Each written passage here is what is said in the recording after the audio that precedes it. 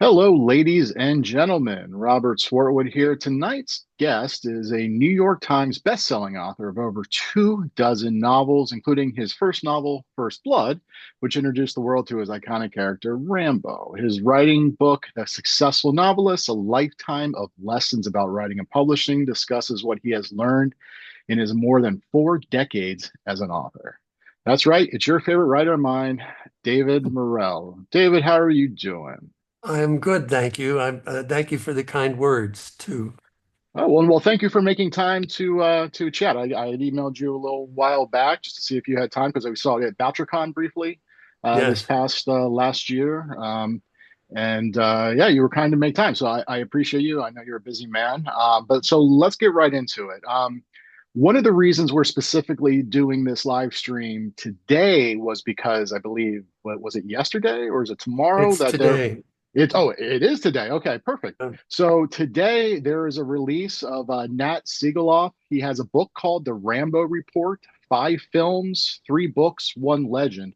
Although technically, I guess there's been a few other films recently, or are those not included, or we're not doing No, this? 5 films. There is a cousin, if you like, a wonderfully charming coming of age movie called Son of Rambo, and it's spelled Rambow. It's a deliberately misspelled spelled, and it's about two young men, two youngsters, teenagers, maybe 12, maybe not even teenagers, in England who have unhappy home lives and have fixated on the Rambo movies and are making home movies, their own Rambo home movies. And it's just an absolutely charming picture. And what's the extra interest is that they convinced the rights holders to allow them to use some generous clips from the Rambo movies. And these kids dress up as Troutman and Rambo with the bandana and all that. And it's you can see the grin on my face. It's just a lot of fun. Have you seen that movie yet, or you Oh just saw like a yes, yeah, preview? it's Okay. available. It was in theaters. This had me, God, 15, 20 years ago. It was in Oh, theaters and it's available on disc. I'm a Luddite. I still have discs, or oh, you could find it online. maybe I'm thinking of something else. I thought there was an okay. Maybe I'm thinking I saw recently there's something coming out that played on that. I think that Rambo, or maybe it was but anyway. So let's talk a little bit about First Blood. Okay. You've been talking. I mean, this book came out. Was it 72? Yes. Oh man, so it has been quite a long time, and I'm sure you have talked about this book nonstop, this character nonstop. So I don't want to spend too much time on it. But as we were discussing in the green room, it always interests me. First novels, there are Yes. there are the first novels for, like, an author's actual first novel that then gets published, which is rare because oftentimes a lot of writers, they go, it might be their second book they write, their third book, sometimes it's their fifth, sixth book. So for you, though, this was your, correct me if I'm wrong, this was your very first novel that you wrote. Yes, it was the first novel and it was published. Now, do you remember, like prior to that, had you written short stories? Had you like started another novel and then abandoned it, and then completed this one?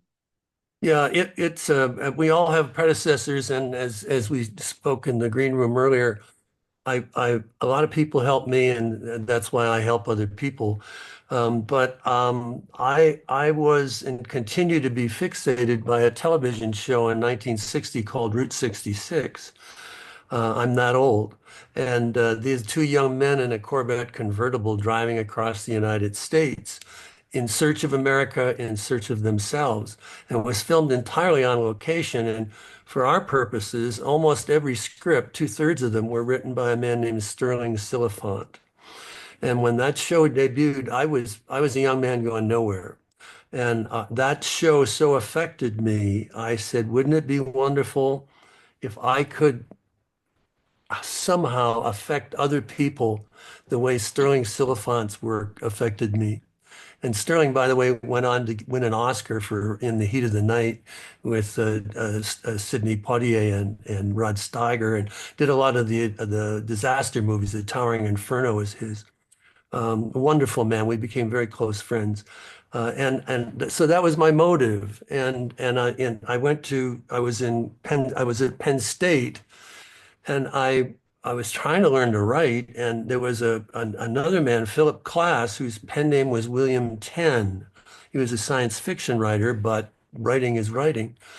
And I asked him if he would help me, and he did. And we went through various stages of really, at one point, he begged me not to write anymore. I was so terrible.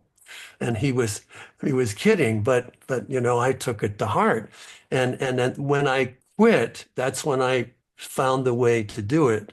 And I wrote a short story that Phil Klass was very impressed by.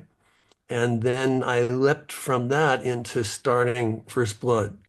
But he helped me a lot, and he particularly in encouraging me to put lots of senses in the story to make the reader feel they were in the story. People sometimes say, "Oh, reading your book is like being in a movie," but actually no, because I don't rely on sight very much in my descriptions. I rely on the other four senses for something that we could maybe call triangulation in terms of making people really get into the story.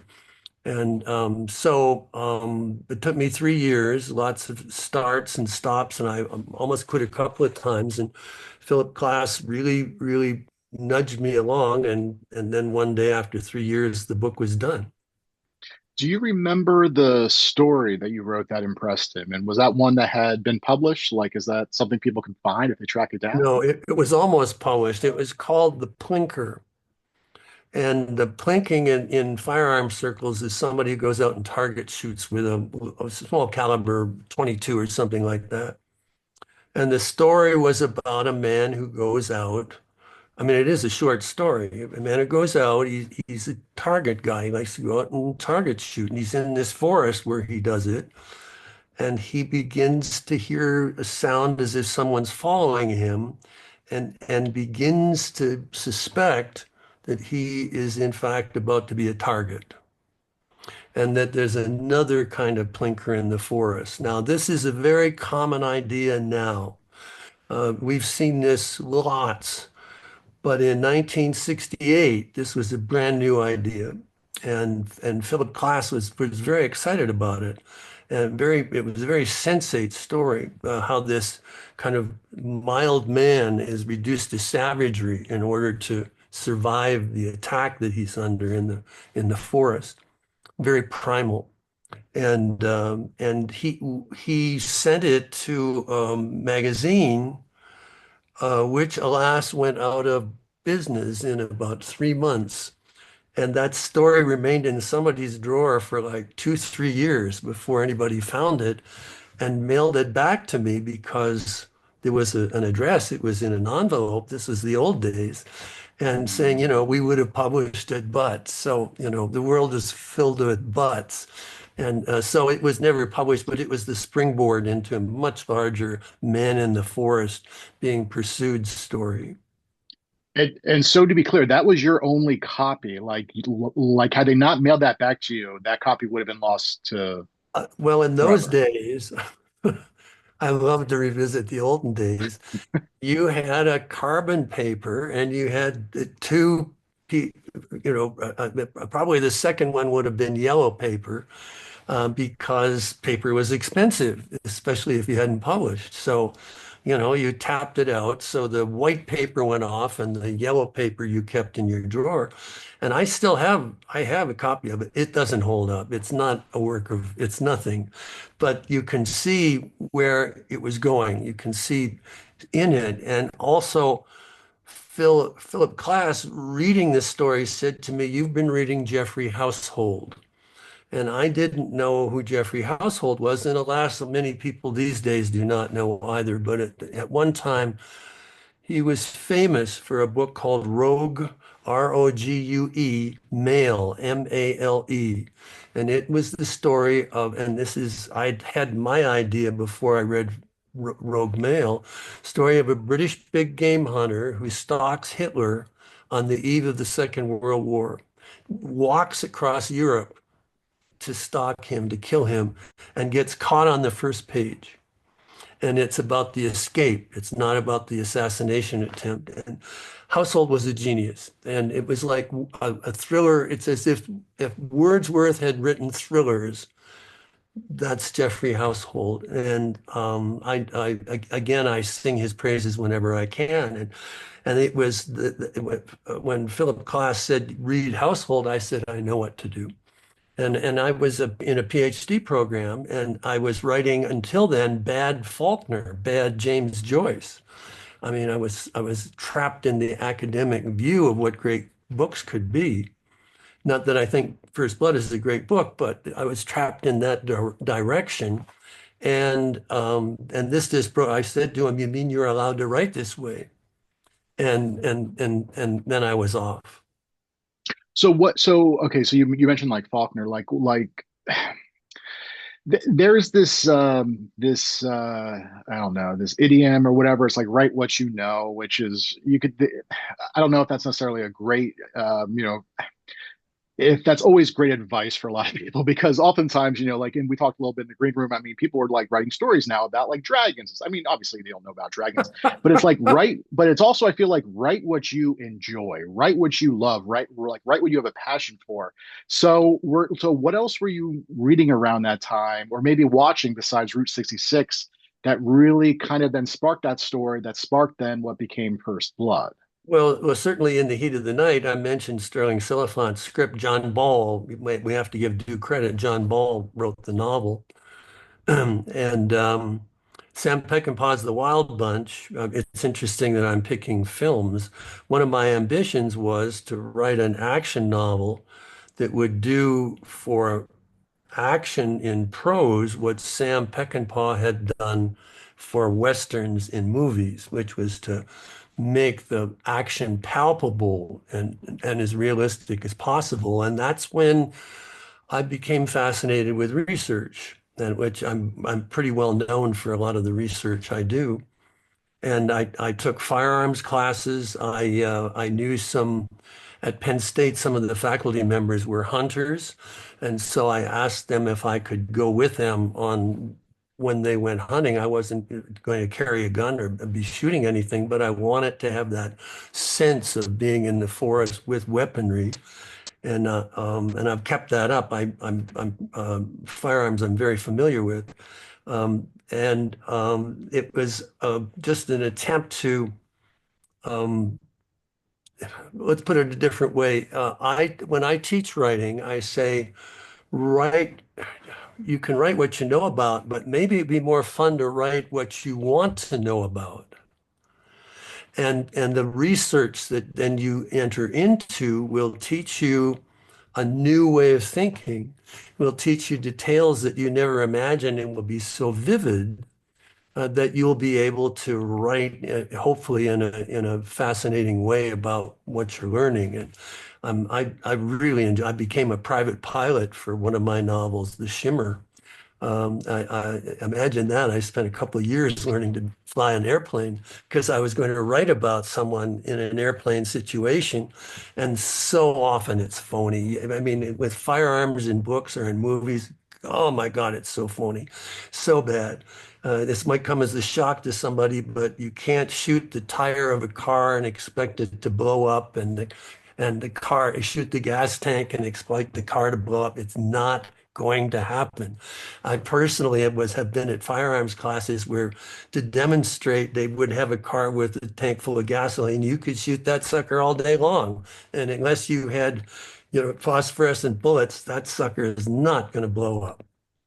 So little sidebar there. Yeah.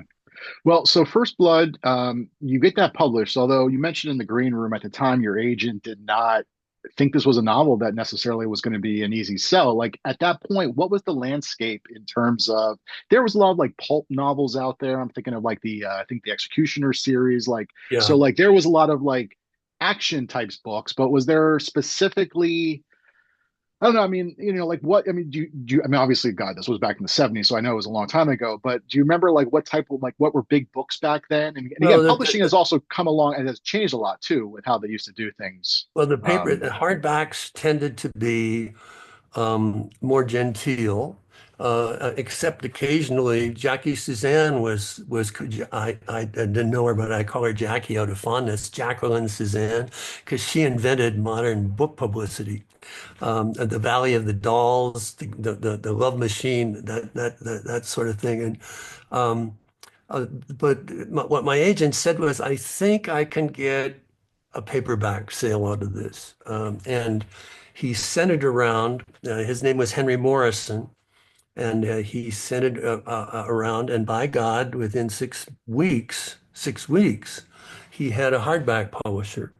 And the hardback publisher, in those days in New York, there were something like 40 imprints, not imprints, separate individual publishers. Yeah. If you didn't get this one, you went to that one, you went to that one, you went to that one. And this was a company called M. Evans and Company. And they had published, they were mostly strong in nonfiction. They'd published Open Marriage. They'd published Body Language. These are titles I'm not getting any recognition from you, but these were at the time very, very hot. They published the new aerobics, people who are running today, doing their 5 miles a day. That all goes back to a man who wrote a book called The New Aerobics. And but they were leaning toward fiction. And they looked at this book and they thought, well, the Vietnam War and so the war is coming home. It's marketable from their point of view. The war is coming home, and it's the first, one of the first, might be the very first that tried to do this. In any case, the book, to everyone's surprise, was reviewed almost everywhere. New York Times, Washington Post. I mean, San Francisco, LA, if there was a newspaper, it got reviewed. New Republic, Time Magazine, Newsweek, Life Magazine, some of these magazines no longer exist. And of them all, only one understood what was happening in a negative review from Time Magazine. It was the only negative review, but the only one that sensed that something was happening. They said, and this is my pride of Sam Peckinpah's The Wild Bunch. They said it's carnography, which is the equivalent of pornography, only violence in a novel. And Right. I thought, this is great. This guy who This guy hated the book, but what he didn't know was that what I was trying to do was change. So he unwittingly was actually talking about a shift that was about to occur in publishing. So anyway, it was unbelievable that this all of this stuff could happen. The movie sale happened almost at the same time as the book was published. And then there was the book clubs and the literary guild and in those days, hardback publishers did not release paperbacks. No. So the M. Evans then sold the rights to Fawcett as the paperback part of it. And it was, for a first novel, it was very unusual. Yeah. No, that's amazing. So, the novel comes out in 72. Um, Before we get to the movie, let's talk about this. Was that was it a two book deal, or like where was like two book deals even a thing back then, where nowadays they're Wasn't a much more thing. common? There were no multiple book contracts. It was Yeah. a book, a contract, but they wanted it as soon as they saw what was happening. They wanted a second book. And I mean that I never, until God, maybe the 90s, I never signed a contract for a book I had not written. okay. And that was by choice, actually. I wrote the book I wanted to write, and my agent in those days, Henry Morris, and my current agent is Jane Distel, set it off, and okay, we'll see if you like it or you don't. But I never wrote with expectations from what the publisher thought I was going to deliver. Right. So for people who aren't aware, especially nowadays with publishing, when there are like two book deals, typically some writers they spend, 2, 3, 4, 5 years working on a novel, polishing it, doing everything else, and they managed to sell it. They get a two-book deal, and then it's like the publisher's like, okay, we expect your next book in a year. And so all of Yes, a sudden it becomes, and that's yes, why oftentimes you have like this, the follow-up book, not as good as, the very first novel because it seems rushed in many ways because it is. So for you, I mean, when did it, was the second book harder than the first, or was it a little bit yes. easier, or? Much harder, because the reviews had been so plentiful, and most of them, with the exception of beloved Time magazine, had been so positive. I don't know if you'd call it writer's block. Plus, I was a professor. I was teaching American literature at the University of Iowa. So I had a day job. It wasn't like I was going to starve. But I did not want to write the same book again.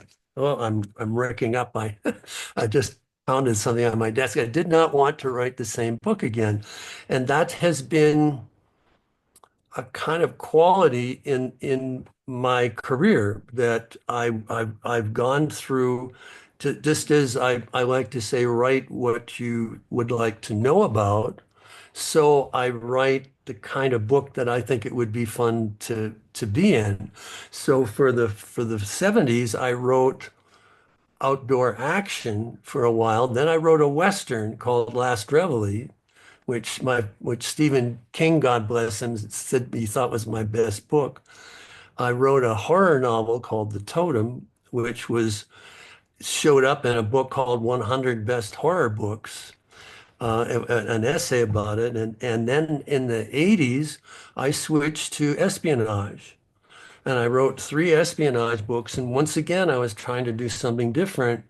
In those days, you had the UK spy novel, which was often written by people who had been in the business of spying and knew what they were writing about. And what usually, gray-faced men in darkened rooms plotting, and very little action. It was mostly intellectual. Or on the American side, you had plenty of action. I mean, if you to Robert Ludlum, for example, who's most identified with books of that period, but his tradecraft was awful. I mean, it was laughable in many ways, but he was great about trench guys in trench coats running down alleys. And I had this crazy notion, and my agent, Henry Morrison, represented Robert Ludlum. And I had this crazy notion that maybe you could take the authentic spycraft of the British novel and marry it to the action that I was known for in, say, First Blood, and create something new. And the book was called The Brotherhood of the Rose. And it is solid in, at that time, the tradecraft. And it was very hard to learn, because these days with the internet and all, you can learn about anything. Well, a lot of it's garbage, a lot of it's not true. But if Right. you try, you can get some hard tactics. But in those days, I had to be like a journalist. I had to go around and interview people, and I had to speak to people who had sort of been in the business. The interesting thing about Rambo is that people who are in special operations in the military tend to go into espionage. Well, not all of them, but often they go into a form of espionage where they are, without being CIA, let us say, or any other espionage organization. They're working for a third party that an authentic espionage agency is hired.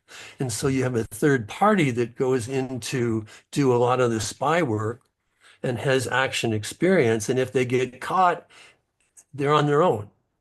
Right. So this is a very common way of doing it. Well, some of these people were Rambo fans, and I would say to them, did you ever? And so they tell me what they had learned at something called the Farm, which was the CIA's at Camp Perry, and um, so I got a lot of really interesting, real spy stuff in it. And also I did a lot of research into the history of of post-World War II espionage. And I'd say maybe half Brotherhood of the Rose is disguised fact. And but it had all that running around too, so it's had an awful lot of influence on and then this follow-up book, The Fraternity of the Stone, did the same thing, only it was espionage and religion. It was espionage in the Catholic Church. Mm. And if you read Dan Brown, if you read a book of his called Angels and Demons, and then you read Fraternity of the Stone, you'll say, oh. There's a lot of similarity there. And I'm not saying he stole from me. I'm just saying there was an influence. Right. Anyway, I did those three. And then in the 90s, the espionage market vanished when the USSR dissolved. And so I did some kind of, I did a thriller about a journalist who wanted to commit suicide. But the, one last assignment that he'd been given, he was determined he was going to finish it before he committed suicide. And I did a book about a painter. I did one about a photographer. These are all thrillers. The photographer one is a lot like Basic Instinct and Vertigo. And then later on, I was switching yet again, and my most recent books are Victorian mystery thrillers. I just love to go into different kinds of books, but these days I can't recommend that as a career pattern for anybody, but it worked for me. Yeah, well, it's interesting. I was talking, I did a live stream previously with Joe Finder and Tess Gerritsen, and they are Wonderful authors folks, who have by the way. had, yeah, I mean, they've I had like, know, well, just I, the longevity of their careers. And I yes. told them both, like, what I really, I mean, obviously they're great writers, but, and I really enjoy their books, but as a writer who really pays attention to just the business aspect of things as well, just the longevity of their career is impressive because a lot of writers just come and go, and that's just how business is. And for you, and I remember, I think it was Tess had said, um, it was because it was like you mentioned before, like not necessarily staying in one genre, like it was like trying different things, because we're like when things got a little stale, she would try something else, and it was, and I think that kind of helped, that helps just kind of keep again, going back to just the idea of longevity, just to kind of keep the career moving, because there are times where some authors, they just kind of stick in this, and some authors are very successful. I mean, you look at like the Jack Reacher series or even Michael Connelly, and they're both great writers. They have great series. But it seems like they're basically kind of stuck writing those books, like if they, what I mean, although Michael kind of like will shoot off and do little standalones. He has a new book coming out, I think, next month. That's like a new, first book in a new series. But, a lot of times, sometimes writers just get very, basically the readers become fans of not the writer so much as the character. Yes, exactly. So when I switched from, say, outdoor action or to the Western or to the horror, I have several awards from the Horror Writers Association. Then when I switched into espionage and then I switched over here, what I would do is I would lose readers, but I'd gain readers. And you're exactly right. Most readers, they claim they're faithful to the author, but only to a certain kind of book that the author would do. And I know many very successful authors who have ideas, wonderful ideas for other kinds of books, but I couldn't be encouraged by their publisher to do this because it would mean reinventing. And I had the advantage at a time when the idea of branding and these other things that are now so stultifying, that it didn't matter. And if I said, I think I'll write a spy novel, okay. What did you have in mind? Well, this, oh, that sounds interesting. Or sometimes I just do it and I wouldn't even tell anybody. I'd just say, here it is. And th there is a phenomenon, sort of the 20-year rule for successful authors, that They found something that worked and they completed it. They did it again, different but the same, different but the same. And this is not a dig. This is about what happens in the culture. And along about 20 years, they've done this plenty, and their readers think they've done it plenty, and everybody gets tired.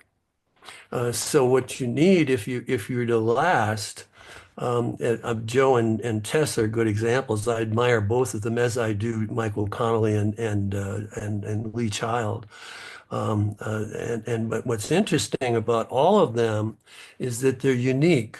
When Phil Klass was teaching me, he said that you had to find a way to be yourself, to write the kind of book that only you could write, and that no one else could write, and that would now it might be that the book you want to write isn't anything that anybody else wants to read, but it's a heck of a lot, makes a heck of a lot more sense than writing a book that imitates somebody else. When I teach writing, I have this mantra: be a first-rate version of yourself and not a second-rate version of another author. And those four authors that we just named, Joe and Tess and Lee and Michael, and nice people too, by the way, that they are themselves. There's nobody writes books like them. And Joe for a while, because he's done a couple of different things, but I'm fond of his business espionage novels. And I'm kind of jealous in a way because in my spy training, I knew that there was corporate espionage. It never occurred to me to write a novel about it. I mean, what a great idea. Yeah. But he did, and a couple of them, and now my phone is ringing. I should have unplugged it. Anyhow, he's done a couple that just really inventive and wonderful. Yeah. So, man, time is going by. I'd love to talk more about. Can we talk a little bit about the writing aspect? If I remember correctly, so I mentioned before, The Successful Novelist is one of your nonfiction books. I read it so long ago. I had a copy. I feel like I probably let somebody borrow it and I never got it back. So I'm a little upset about Neither a that. lender nor a borrower be. So, but if I remember correctly, it has been a while. You are a writer who outlines, correct? No. Okay, No, but what you I do a do very is, specific like structure to a novel, though. well, I certainly believe in structure. I have a Yeah. musical training. Before I decided to be a writer, I was in music, and music is structure. But no, I write a letter to myself. Uh, Yes, that's and that and was something I and wanted to talk about too. I'm not a fan of outlines because everybody I've ever talked to who wrote an outline says it goes out the window about page 20. No, I write a letter to myself, and the question is, it Right. starts off with, what about this Oh, project is worth a year of your life or 2 years or 3 years? Because some of my books have taken that long. First Blood, for example. So the answer has to be, and it takes a while. It's like self-psychoanalysis. What in this is digging at you? What needs to be expressed? What is the theme that you think is that important? And it can take pages. But I have found it to be very useful, and of the elements of the Successful Novelist book, the one thing people come back to me again and again and again is that the written letter to yourself is an amazingly valuable tool, and it takes a while. There are no easy answers. Part of me will say, all right, that's pretty glib. So how about, let's get a little more serious here, Dave. What are we really talking about? I mean, to really push myself in order to get into, why does something interest me? Why am I compelled to write about it? So once you have that, once you know what it is you're writing about, then the rest of it is fill in the blanks. You ask yourself, what's the best, most interesting way without flashbacks and all that. I hate books that start and then go into a flashback. What would be the best way to start this in order to get what James M. Cain called the algebra of storytelling, which is this scene plus this scene plus this scene plus this scene will equal this effect. And you put this in and you need to get somewhere. How do you get there? Yeah. And so once you make the decision where to start, um, and when you know your character and your theme, you know what will be the high points, then it's not, you know, that it doesn't even have to be written down. The structure is pretty much obvious in my head. Yeah. Yeah, I mean, I remember doing it early on for one book, actually sitting down, doing that back and forth. And then now I think I'm mostly just, it's always in my mind when I'm thinking about a book. It's always those questions and whatever else. Never But goes away when you're no, no, it working on doesn't. it. Never And goes away. yeah, and so when did that specifically start for you? Was it with First Blood or like, was there a certain book where you really found yourself sitting down and doing that letter? I was doing a lot of it was hit and miss. A lot of it was the First Blood. Um, uh, had a different, entirely different method. I learned a lot. I had an idea for a bigger book. It would be so Rambo comes into town and the police officer, who for his own reasons, because in the book, half the book's about the police officer, whereas in the movie, Brian Dennehy's character, Teasel, is somewhat secondary. And he doesn't have a lot of screen time, and what he has is not very revealing.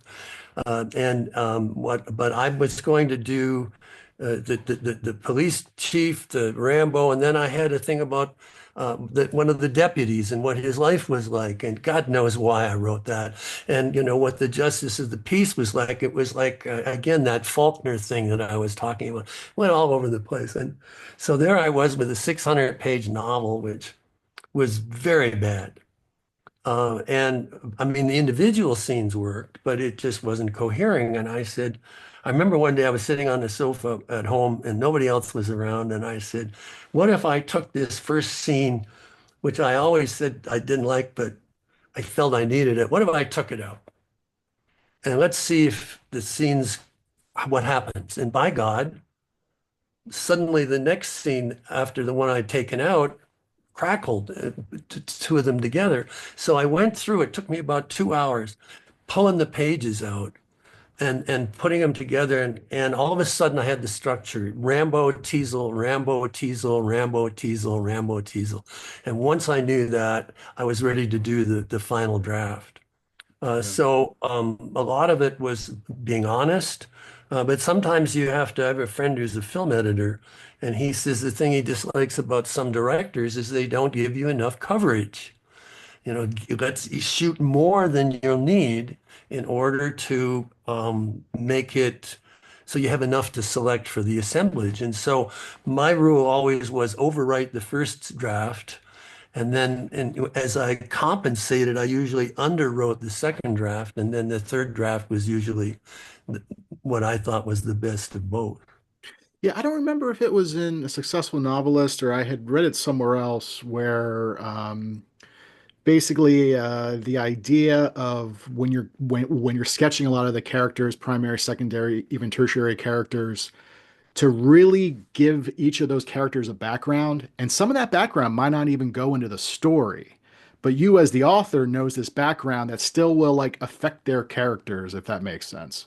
Yeah. But anyway, we could talk about this forever, but time is limited. So did you know, and again, this is a little bit of a spoiler alert, but it is a 50-year-old book, so I think we're safe to spoil it.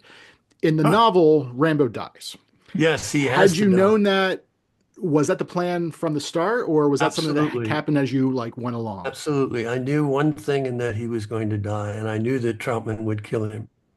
And I knew that the last thing that Teasel, who dies, would see is the shotgun shell being ejected from the shotgun that Troutman used, and that it would arc through the air almost like, you know, 2001 Space Odyssey, and that would be the last thing that Teasel saw. And in the last sentence, because I was working a lot with this hunted thing, and that in the mystical way of approaching hunting, I don't know how much I believe in this, but it's interesting, is that that the hunter and the hunted at some point enter into a common identity.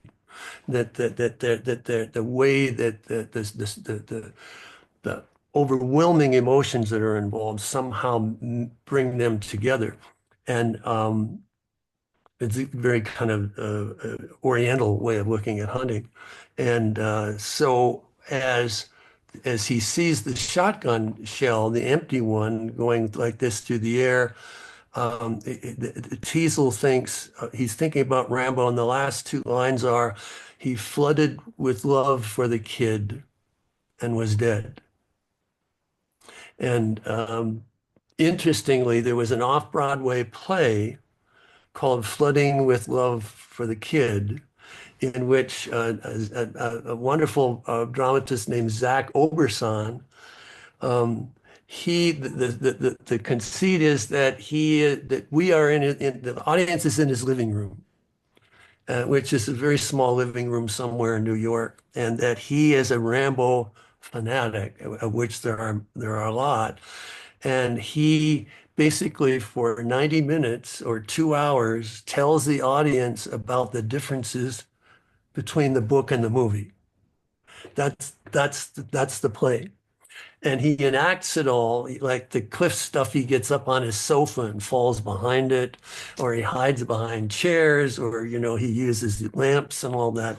It's a wonderful piece of work. But he took that second last line from the novel, "Flooded with love for the kid," and used it. It's this is a lot like Son of Rambo, all these cousins that of the piece. Yeah.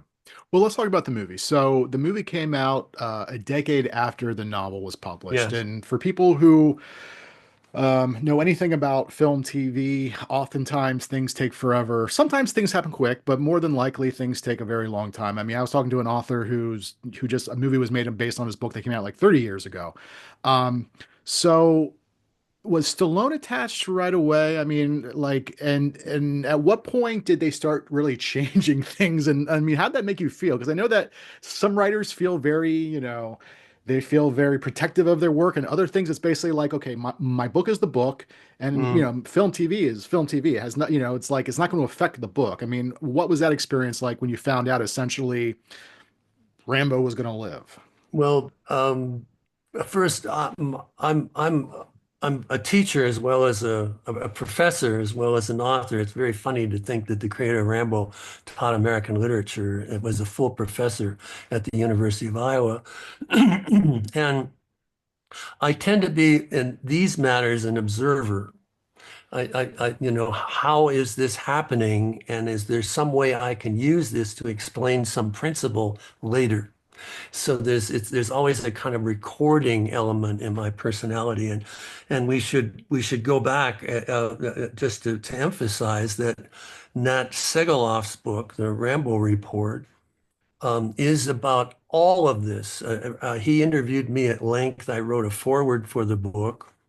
I read many drafts to make sure that there was accuracy in the history of what he was talking about. Yeah, you had mentioned that in the email to me that he allowed you to read every draft for the accuracy. And so I guess because I guess we were definitely still going to touch on Nat's book, but we might as well just do it now.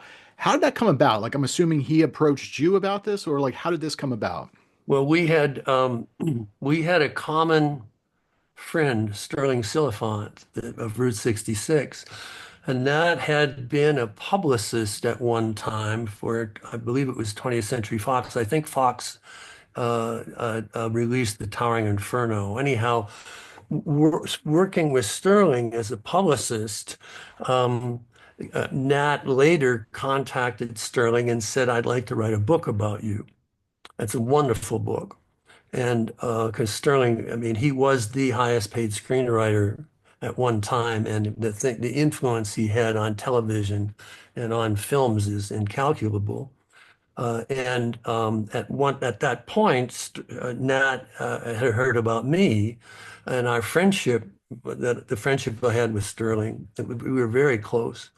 And so he interviewed me, and so we kept in touch. And then years later, he got in touch again, and he said, "I want to write a book about the Rambo phenomenon, and would you help me?" And I said, "Absolutely." So we were already more or less bonded for other reasons, and it's rare, of course, for an author to allow another author to look at drafts. And I didn't want to change anything except to make sure that there weren't, especially in the development process, that there weren't any errors. That there Anyhow, we had a good relationship working. It's a very thorough book, and the stuff I'm going to tell you about that you just asked me is all in the book, only in greater detail. First Blood may have had one of the longest, most complex film development processes for any film in history.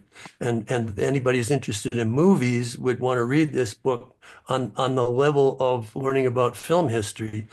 The book was purchased initially by Columbia Pictures for Richard Brooks to write and direct.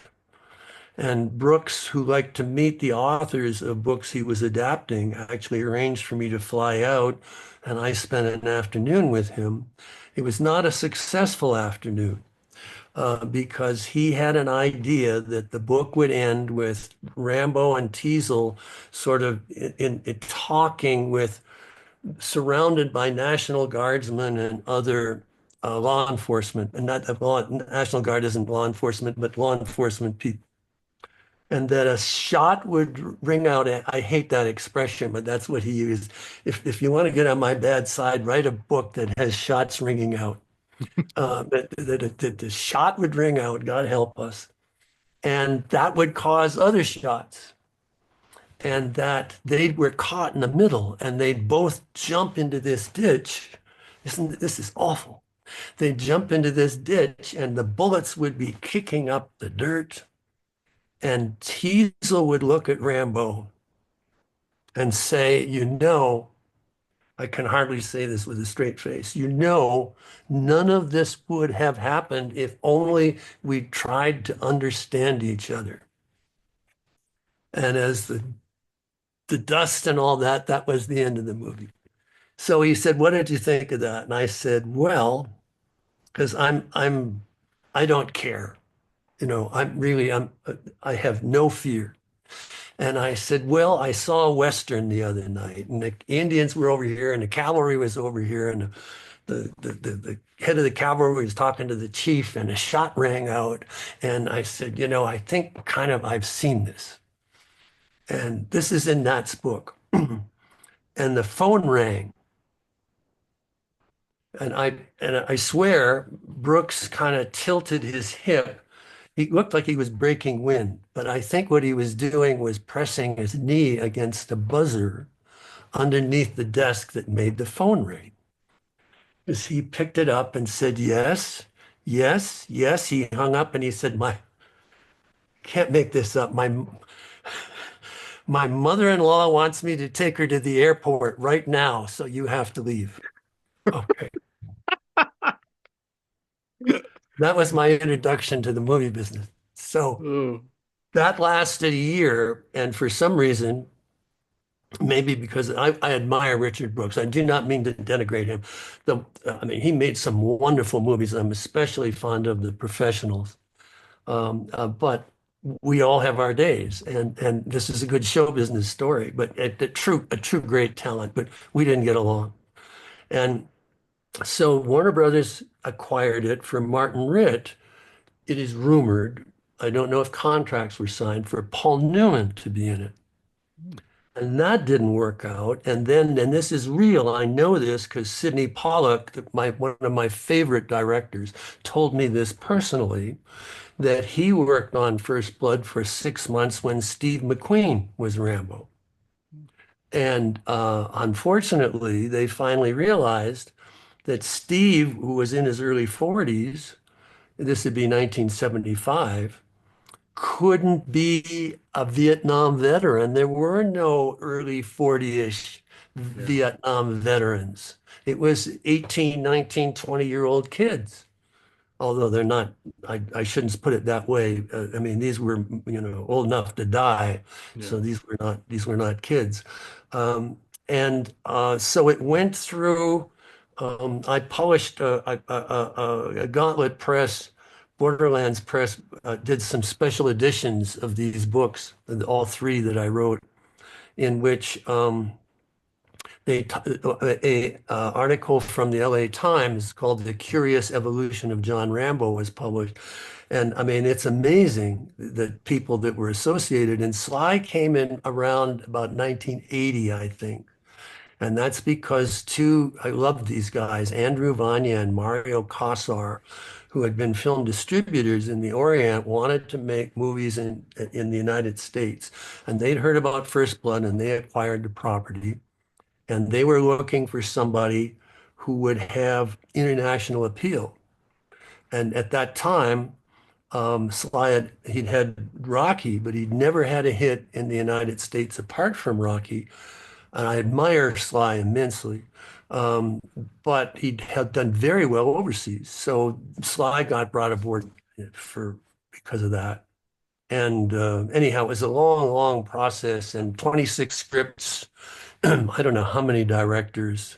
Yeah. Kirk Well, Douglas people, was in it at one yeah, I time. mean, and as you mentioned, Nat has a book out right now. Everybody can go check it out. Jack Carr gave it a really nice long blurb. It says, "Finally, the definitive work on the global Yeah, phenomenon that is Rambo has arrived. From his inception in the mind of the great David Morrell to his introduction in the 1972's novel First Blood, through two subsequent novelizations and five Sylvester Stallone films, Nat Segeloff explores a character who reflected the changing mores of a nation and became a cultural icon." And he goes on there, but obviously says that the Rambo report exceeded his highest expectations.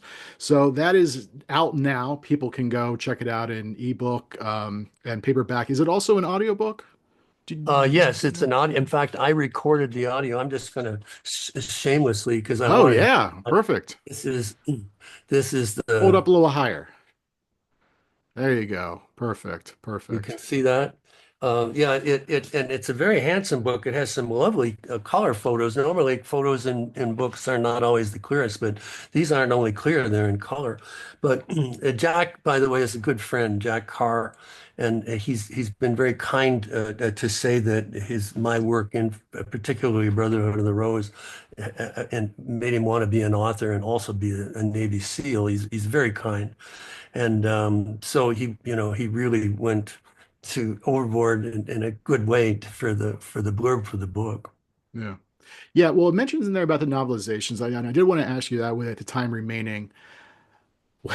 Like, what was the experience? Basically, you had written this character, this novel, Yeah, with the main character dies, and then obviously in the movie he lives, yeah. because usually when, and I understand probably, with films, they want to make it a franchise. They want the character to go on if they can. And so, yes, there's been several movies. And so for the second and third movie, you did the novelization based off the script, based off the character, based Yeah, off of yeah. First Blood. So, like, what was that experience like coming Isn't back that to a exciting? character? I mean, it's what a cool idea, right? So, well, the normally novelizations are like photocopying the script and adding some description and a little bit of thought, but essentially it is the script. But my contract stipulates that no one else can write books about Rambo Hmm. or they'll be in copyright violation. So in those days, novelizations were very popular and they were an important part of promoting novels or films. So Andy Vanya, I call him Andy. I really liked Andy. He's no longer with us.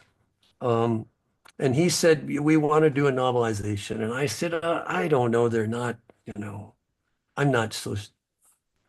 And he said, well, let me send you some footage. And this is my first experience with Federal Express because he hung up the phone and the next morning somebody's knocking on my door with a videotape. those were the days of videotape. And it was like 8 o'clock in the morning. And I remember vividly, I had a 9:30 class to teach. And I was dressed to leave. I said, "Oh, what the hell?" So I put it in the machine, and I'm watching it, and it's Rambo rescuing the hostages with the helicopter. I mean, it's preposterous, right? I mean, but it's so much fun. I Right. mean, you just with Jerry Goldsmith's music blaring away. I mean, it's just so much fun. And Sly jumping out with the machine gun and running. I mean, just great stuff. You just have to laugh. And I watched this, and in shock, it was all done. I went up to my wife, who was getting our kids ready to go to school. I said, "Andy's right. This is going to be a big movie." So the task was how to make it so it was legitimate. And one of the problems was that Rambo dies, and he died in one version of the movie. Mm. And then they said, "No, I don't think so," and they did the version that we now have. And said, "How do I?" And I read Max Allan Collins is a friend. He written many wonderful private eye novels, and he wrote The Road to Perdition, not a comic book, the illustrated novel, and he also did You wrote the novelization based on the movie, based on his yeah, graphic novel. exactly. Isn't that cool? And Dick Tracy did a lot of work for Dick Tracy. And I ran into him one day. He lived in Iowa too. And he said, "How's it going?" I said, "I don't know. I have this problem. I don't know what to do." And he listened to me and he said, "It's very simple, David." I just love this. It's very simple. At the start of the book, just say, "In my novel, Rambo died. In the movie, he lives." So I'd put that at the beginning. Okay, we know what universe we're in here, but the best part was because the script was 87 pages, and this is all again in Nat Segalov's book. I really want to help Nat here. Oh yeah. It's a very informative book. So the script is 87 pages, and the stage directions are, and I kid you not, Rambo jumps up and shoots this guy. Rambo jumps up and shoots that guy. Okay. So I called Andy and I said, I read the script. I mean, if I could find a way, I'd do it. But I don't think there's enough here for a book. For example, Rambo is going back to Vietnam to the prisoner of war camp that he escaped from. Well, don't you think he'd be affected by that? Don't you think he'd have some turmoil about, my God, I'm going back to hell? But it's not in the movie. And he said, "Well, you can do that. Do whatever you want." And I said, "But it's still," he said, "I mean, if you got anything else?" He said, "Well, there's this script by James Cameron." What? James This Cameron. was Oh, that's before right. That's right. I James, wanted to talk to you about that too. Yeah. it's before he was James Cameron. Yeah. He'd worked for Corman, for Roger Corman. He'd done the Terminator, but he was not yet James Cameron. And he was hired to do the first draft, the first script for Rambo First Blood Part 2. "Can you send me the script, Andy?" "Sure." "Oh, it's wonderful. It's so dark." Troutman, it starts with Troutman getting out of a car with an American flag on it and all this, and he goes into this dark building, and it's all these people weaving baskets or staring blankly at television test patterns. I mean, they've all traumatized. And it gets worse and worse. They take him down into the basement, and he goes along this corridor, and there's a guy with a firearm at the end of it and a barred cell and darkness beyond it. And and Troutman says, "How is he?" And the guy says, "He broke the light again. He thinks he's the fucking Prince of Darkness." And that was how the movie started. If it was going to be Cameron, well, Andy told me it was so dark we couldn't possibly film it, but I could use it. So the script is the novelization is half shooting script, half Cameron, and then me adding this stuff about going back to the prisoner of war camp, etc. And it was a New York Times bestseller, and rare for novelizations, the Boston Globe and the Boston Herald, and I think the New York Post serialized it in the newspapers. I mean, this was Wow. weird, very weird. Anyhow, it was a lot of fun, and the novelizations have had the same thing happened with Rambo 3, and they've had a life of their own. There were special editions published 10 years ago, and there are new editions coming out this summer from a home video distributor, Vinegar Syndrome. They do a lot of interesting home video, releases for home video of classic movies, and so they'll be out again. I mean, who would have thought that if First Blood's been in print forever, but who would think that the novelizations would have that life? So I don't know. It's kind of it's fun. Yeah, no, I mean it's incredible, and again, it goes back to the longevity of your career, which has been an amazing career. And speaking of Jack Carr, I remember hearing him. I think maybe it was at one of the Thriller Fests. He had talked before about just the fact that First Blood has never been out of print in 50 Yeah. years. I mean, most books go out of print in like 4 or 5 years. I mean, 50 years is so again, yes, it's incredible. We're up to an hour. I don't want to keep much more of your Well, time. we can go a little longer. I Okay, can't well, stay let's much just talk longer, real quick. but So, we're so on a you kind of are a a riff here. co-founder of the International Thriller Yes. Writers Organization. Can you talk a little bit about how that came about? In 2004, a group of writers were convened in Phoenix, Arizona, Scottsdale, really, for the Poison Pen bookstore, a store I admire a lot, and the owner, Barbara Peters, is a legendary bookseller. And I've known Barbara a long time, and Lee Child was there. Vince Flynn was there. It's been a while, and I can't remember everyone. And whoever was there, if I forget, if I'm not mentioning you, it's solely because time has passed.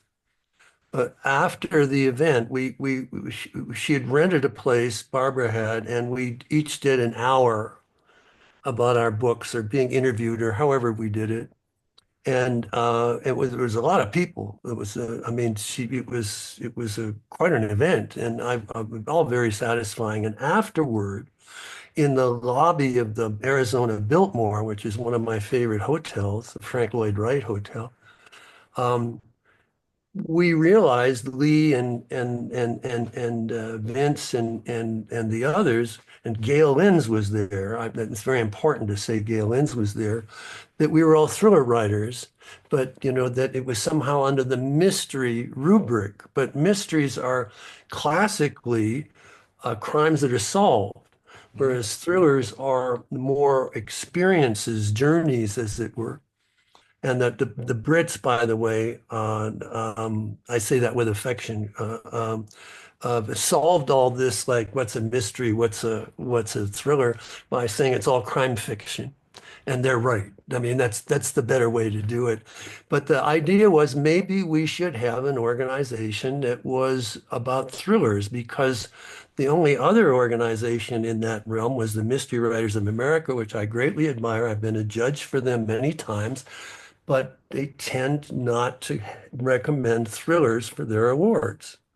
I mean, it's a genre thing. And so what if we had our own organization and we had and of course, the whole subject of awards, but the idea became to make people realize, make readers realize the wonderful possibilities of thrillers, that how they could, because they reach so many people, they could communicate ideas latently that had a kind of power because of that. And that we'd be, as it were, educating readers, but also writers, that writers would step up their game as they learn more about the possibilities of what a thriller could be. So we had, I believe it was 2005. This is its 20th year. Thriller Fest this year will be the 20th anniversary. At the Arizona Biltmore, because that's where the idea was germinated. and the first Thriller Fest, and it was a lot of fun. I'm totally out of control, and there was no structure. I mean, there was some, but it was nobody knew what we were doing, but it was a lot of fun all the same. Yeah. And so, year after year, it's been added to, and some really terrific friendships have been made, not only among writers, but you and I were talking before we went on camera about events where writers convene and people learning to be writers or people who have published but are still trying to find their way, and that most writers are very generous, most authors. And so it's a good opportunity not only for fellow authors to mingle, because we don't socialize a lot, but also for readers to get in the mix. And in the bar or in conversations after presentations is always a lot of give and take among everybody. So I don't know. I'm very, very fond of it. And Gail Lynn's was with me I'm not sure who urged the other person to step up to try to organize this, but the two of us then brought in other people. And again, there's so many that we brought in that if I start mentioning one person, somebody else is going to say, "Why didn't you mention me?" Yeah. So with apologies, but they know who they are. A lot of people came together to help organize it. And then, there have been changes. I'm no longer on the board. Gail is no longer on the board. And, over the years, people have come and gone. But amazingly, the kind of institutional memory is still there. And so I'm going back for the 20th anniversary. Yeah. Um, No, I'll be there too. And I will say the Thriller Fest and just international thriller writers. I don't know, like there's some organizations out there. Like I don't want to say any like specific organizations, but some sure. organizations it feels like they exist solely just to, take fees from other writers. Where I feel like, international thriller writers it's really an organization there to help other Yes. to like help writers. I mean, there are a lot of things that they have that like are kind of behind the scenes that I know that like there are like mentoring groups that some authors will have, and there's the craft fest aspect.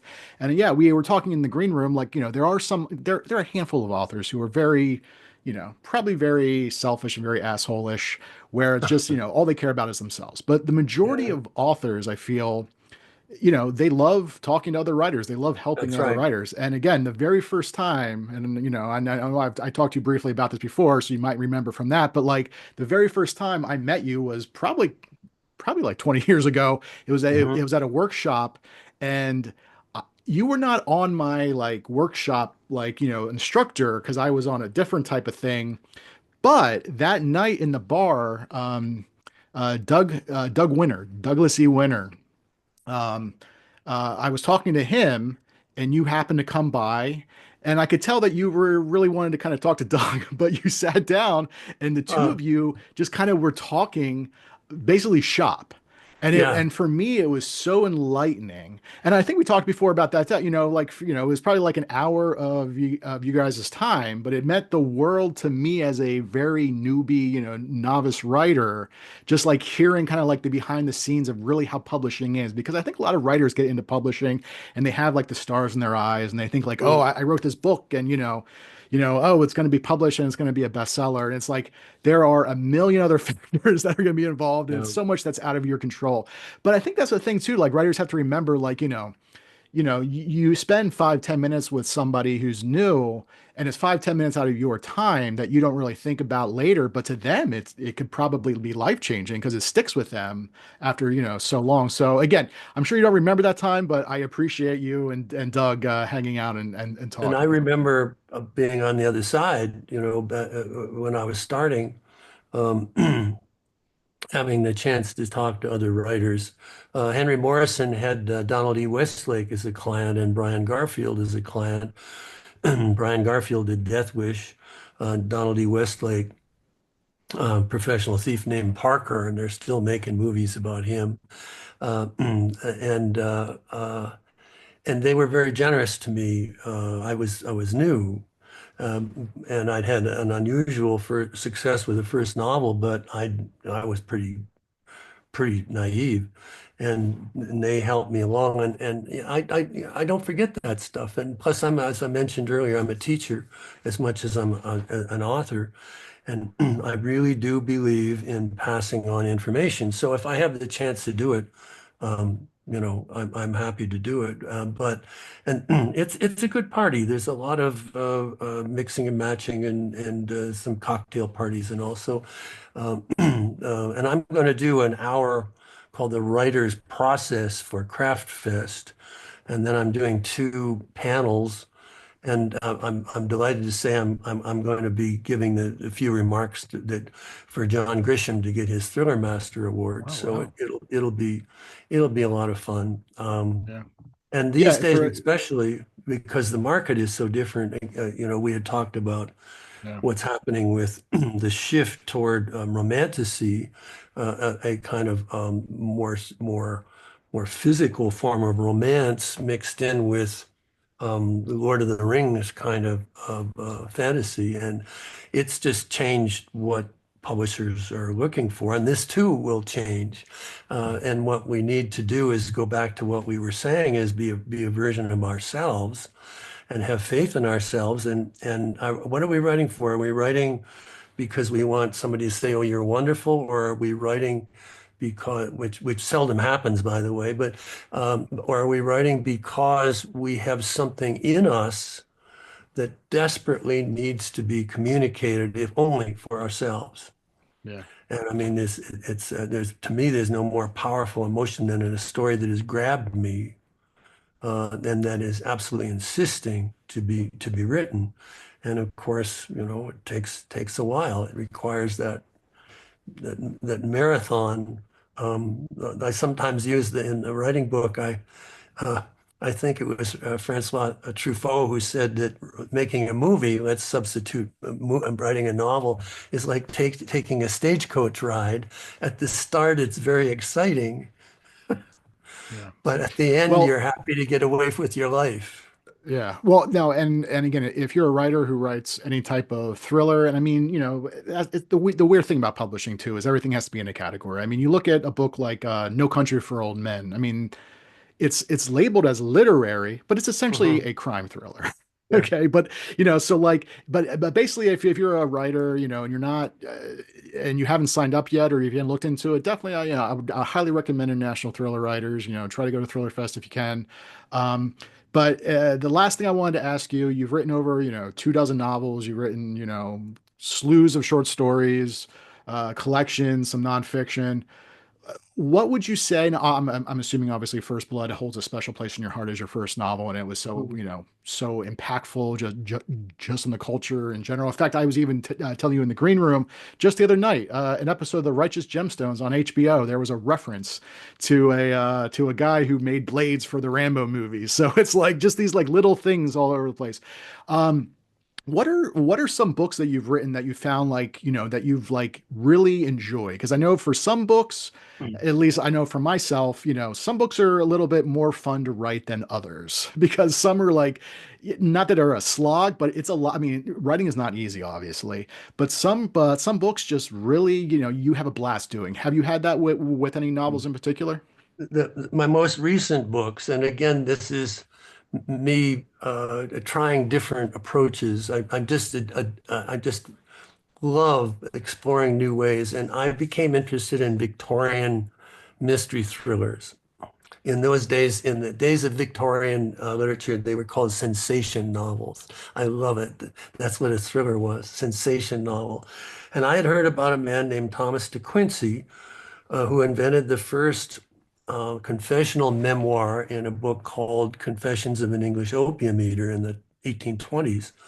And ever afterward was known as the Opium Eater. And because of the drugs, he became interested in what happened in the mind. And he invented the word subconscious.